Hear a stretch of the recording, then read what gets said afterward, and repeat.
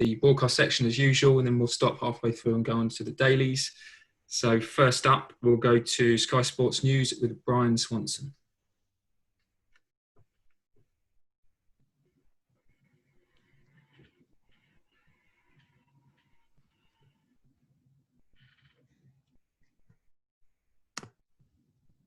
Hi Frank, how you doing? You all right? Hi. Sorry, I got there at the end. Just wondering, what's the team news? Any injury notes ahead of this one?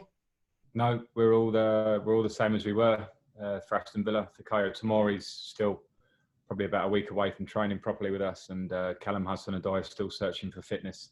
He's fit but not match fit yet. What's your reaction to Willian and Pedro's contract extension? How significant was that, and what were negotiations like in the end? I'm pleased. Negotiations were relatively easy because both sides wanted the same thing. The two players wanted to make sure they could see the season out with us. At this point, we need them in the squad. They're both important players for us, so I'm happy. How more active do you expect to be, Frank, in this summer's transfer window? I don't know, because we have the games that we need to complete before the window opens. So that's something that we'll broach when it comes round. So at the minute, our only focus can be on the games in hand. Just to clarify, what are your hopes, what are your chances of Kai Havertz at Bayer Leverkusen, and how much you rate him as a player? He's obviously a top player, but to follow on from my answer before, we're certainly not going to comment on other players of other teams, and it cannot be our focus. So nothing to say. Can you confirm whether any bids have gone in, whether you're in talks? No bids have gone in. Looking at this game and looking at the history, looking at the rivalry, particularly with Liverpool, do you want to be the ones that give them the title potentially? I've got absolutely no thought of Liverpool's situation compared to this game for us. It makes no odds to us at all. We respect Liverpool and Manchester City as two fantastic teams. In the last 2-3 seasons, they've been dominant. We can only look at it, what it means for us this match. We want to try and win. We go against a great opponent, and that's the only way I see it. And just finally, last one from me, Frank. Have you got any thoughts on what we saw in terms of the banner that was flown over Burnley's game on Monday night and football's response to that? Yeah, I think we were all disappointed with the banner. I think one of the really positive things about the recent happenings and the movement that's happening is the togetherness and that the players are showing, clubs are showing, everyone involved is showing to try and move forward. So I think it was a small step back, but the reaction, I think, has been another positive move, and everybody, has reacted in the same way outside of the people that think the other way to the rest of us. And I think that's been positive in terms of that. And we must keep moving forward.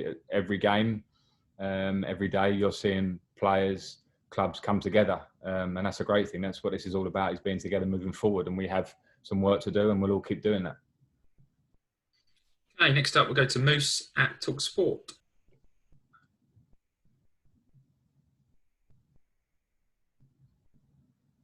Hi Frank, how are you? All right? Hi Moose. We haven't seen many teams come from behind since the restart and win a game. You did that on Sunday. Why do you think that is? And do you think that it's made the first goal in every game really crucial? I'm not sure why. I think in looking back over the game, it was a game that we had really good control throughout the game, and the goal was against the run of play. So we had to carry on doing what we were doing, and we were able to do that, and we got our goal. So a nice little pointer for us in terms of a bit of character and resilience in the team. We can definitely eradicate some of the errors that led to us being a goal down. But no, I don't know. I think football will always be the same crowd or no crowd. I think you have to try and be on point from the start of the game. I think we've seen a little bit of what we expected to see in terms of tempo, and maybe some teams tiring or not maybe firing on full cylinders. I don't think we are quite yet. So we need to try and get to that level as soon as possible. Great news about Willian and Pedro, and I thought it said a lot about those two, that they made themselves available for last Sunday, where we haven't necessarily seen that at other clubs. Regarding Willian, we know Pedro is leaving. Is there still a chance he could stay next season?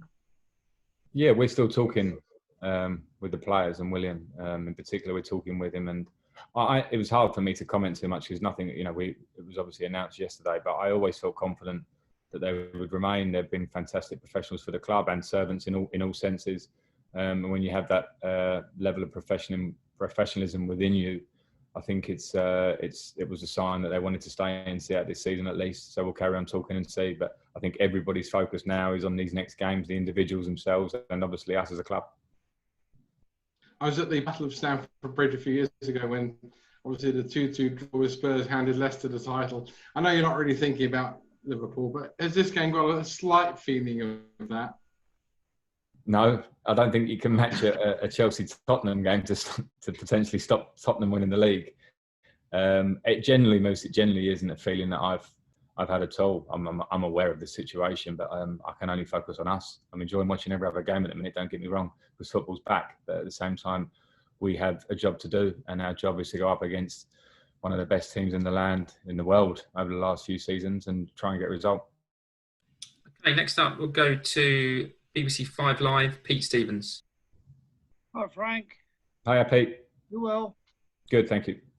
Frank, in the first 2 games that City have played this season, Pep Guardiola made 8 changes from the team at Arsenal who played Burnley the other night. Is it an ambition of yours to develop a squad at Chelsea to be able to do that, to be able to change players at when and where you want to that are involved in important games? I wouldn't say it's necessarily an ambition. I think if a club is involved in so many competitions like City generally are, ourselves generally are, I think it's a reality of rotation. But I think also the amount of hard work that Pep Guardiola and Manchester City have put in as a club over the last 4 years or whatever it is, just to add players to the squad, develop their own. You look at Phil Foden's performance the other night. And to work on the training ground so you can be fluid and players know their roles. And I think that comes with work and it comes with time. So, we're obviously in a different phase. If you can do that and you have people working and come in and fill in, that's exactly that. Ultimately, that is where you want to get to. And they have such a strong squad and such strong individuals that fair play to them, they can do that and maintain a level of performance. So yes, of course, every club wants that. As a player, you made your debut at 17 and went on to make 650 appearances. You use your younger players on a regular basis. Can you understand what Pep's doing with Phil Foden, playing him not in a sort of run of games to develop him that quickly, whereas people like Mason Mount are coming on in leaps and bounds? I think every young player is absolutely different, depending on themselves, depending on their circumstances and the manager, and even the young players at our club have different journeys through the academy into the first team. Some come in depending on who's in their position, and I think it's certainly not for me to speculate as to Pep Guardiola, as if I would ever speculate about how he should do his job. And also the talent of Phil Foden is there for everybody to see. So I'll concentrate on our young players and try and develop them as best as we can. Okay, next up we'll go to Vaishali at Premier League Productions.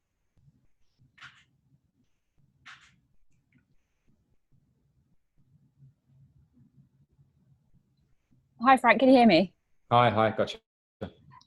First question for me. Obviously, Chelsea are now 5 points clear of Manchester United, but you're closing in on Leicester now following their 2 draws. Is third spot now an aim for Chelsea this season? I think we have to be realistic and have to be honest. We look above us, we look below us, and we try and amass as many points as we can. I think Leicester have been fantastic this season. We know that.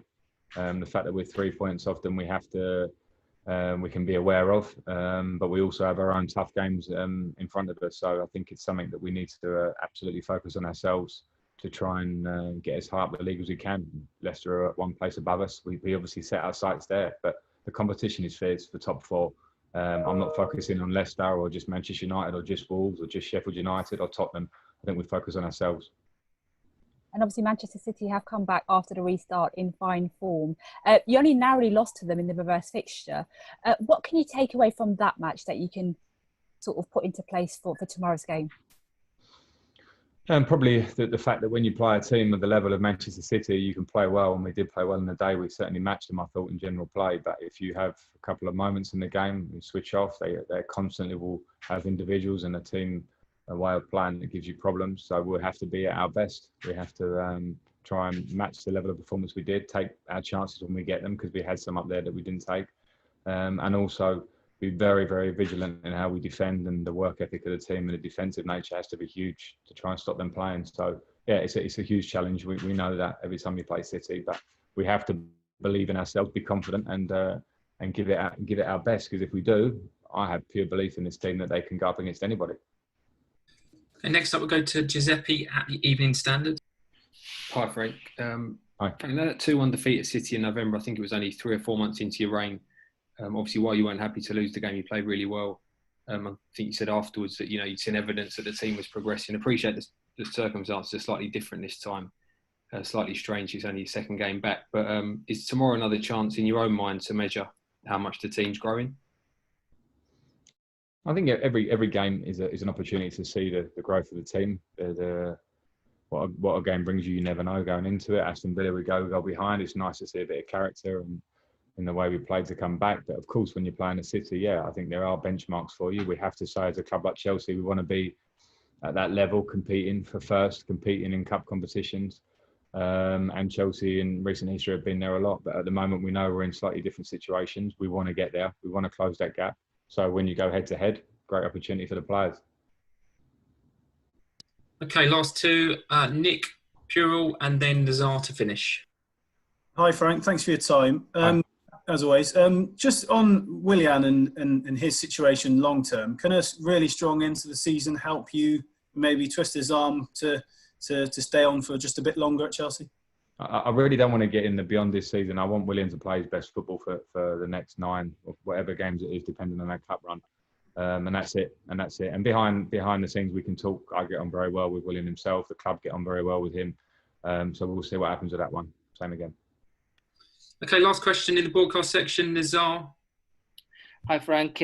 Just a bit more on Willian and Pedro. I saw your longer term deals with Timo Werner and Hakim Ziyech being sort of a really positive move of the way the club's moving off the field.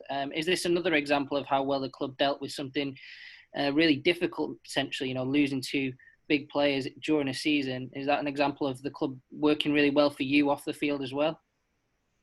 Well, I think what we're trying to do is work on and off the field together in the right and in a positive way. And I think hopefully with the movement of the players that we've brought in now already, that showed. And with the players here, we try and have a good relationship with them from start to end of being a Chelsea player.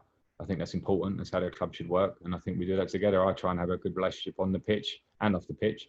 And of course, as a board, we do that ourselves. So the conversations have been relatively easy. And when I say that, I say both teams, both club and players wanted the same thing. But at the same time, you have to understand their part and they understand ours. And it was pretty simple because we have a good relationship. So yeah, if that's the way it works, hopefully we can carry on going forward in all senses. Okay, that's the end of the broadcast. We're now going to go into the